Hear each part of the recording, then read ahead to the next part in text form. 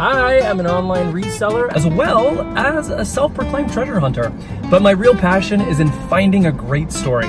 So make sure you subscribe because each week I'm bringing you my coolest finds and telling you their amazing stories. You guys, sometimes it rains, and that's okay. You still have to go to the flea market, you still need to find cool things, you still need to be out there treasure hunting. I'm gonna show you guys some of the cool stuff that I found on this rainy day. It started off on a good note. I found this super weird life-size spine. Now, take a look at this thing. This thing is massive, it's huge. It is literally, completely anatomically correct. This is a human spine on a hook. Obviously it's not a real human spine. It's made out of plastic or resin, but it's anatomically correct, which is kind of cool. These things sell online for $40, $50, $60 all day long. The stand alone is massive, so this thing would be incredibly expensive to ship.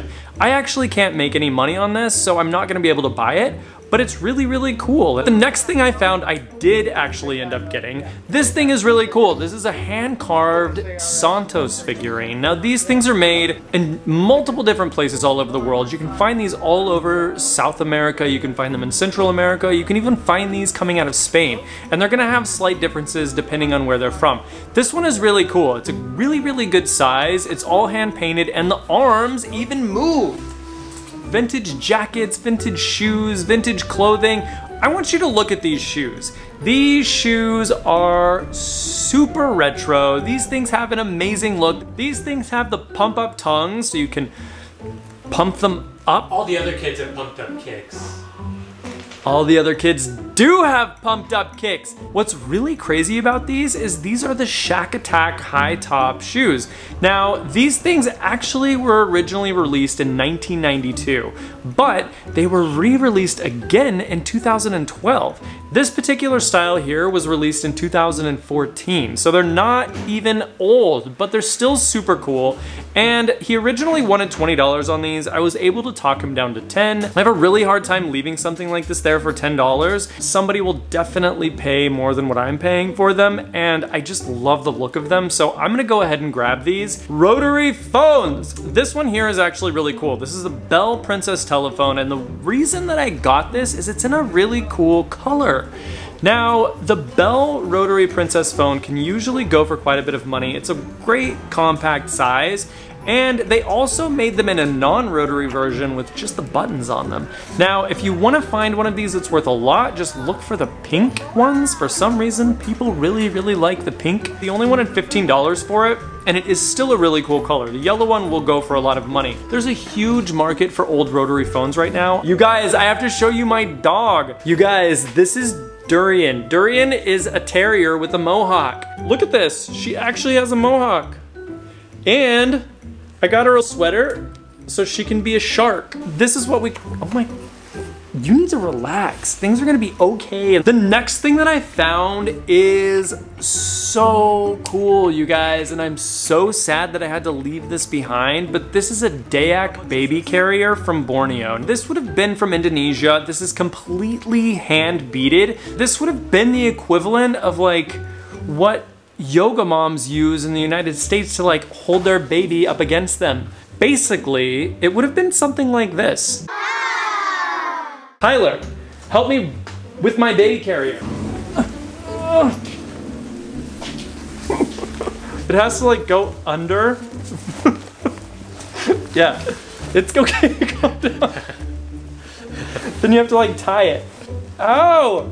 Is this what it looks like? No! It's like this thing that just wraps like around the baby and then holds you in. Oh my God. Okay, you know what? Take the baby carrier, take the baby. Just get out of my life. I actually don't know how these moms do this. They just wrap all these things of fabric around them and it somehow holds the baby up against them perfectly. I'm clearly not a parent. I just have a dog in a shark costume. So you guys, look at this insane African puppet. Now, this thing was huge. The detailing on this was incredible. The painting, the colors, everything was so cool on this.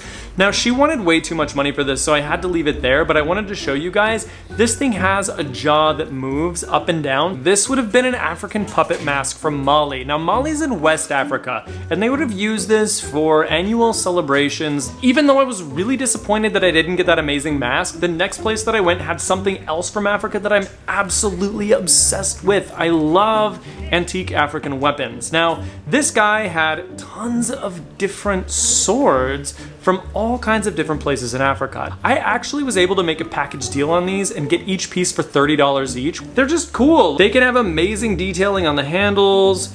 The blades have really cool detailing to them. So there's tons of different types of African weapons and different swords and different types of swords and knives. So it's kind of cool to find a whole bunch of different ones like this all in one place. Now this one here is from Northern Africa, and so it would have been up near Morocco and Egypt, and this is actually gonna have a lot more Middle Eastern influence to it. The entire sheath is made out of leather, the handle is made out of leather. It has incredible detailing to not only the blade, but also all of the leather pieces have really great detailing. The other piece, like this one here, this is just a regular sword with kind of a bent blade, and this would have been from Ethiopia. So this actually is from a completely different area. It also has an amazing look to it. It's a really good size, and these are all in really great condition. Now, back in the day, these swords totally would have been used for weapons. They would have been used in really, really terrible ways that we don't want to talk about. However, in recent years, these swords are used more for trade and more for currency, which is kind of cool. So you can still find a lot of these in really, really good condition. Now, this next thing is super cool. I love vintage clocks, and I also love vintage advertising, and this kind of wraps the two into one. Harley-Davidson is an American favorite. From the early 1900s up until now, Harley-Davidson has a huge collector's base, and people really love vintage Harley-Davidson memorabilia. So I see this clock, it has the Harley-Davidson name right on the front, but what's even cooler is when I flip it over and I look in this little hole in the back, I see that this is a vintage Telechron clock. Telechron has made incredibly collectible clocks all the way from the 1920s up until now. People really, really love these clocks. So from the 1920s to the 1930s, they made amazing Art Deco clocks. From wall clocks to mantle clocks to table clocks, they really were one of the top of the line clock manufacturers in the country at that time.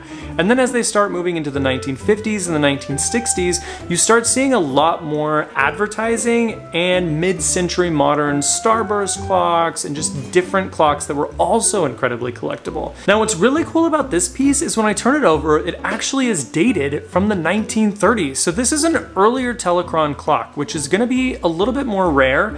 And also, it's very rare to find an earlier piece like this that has advertising on it.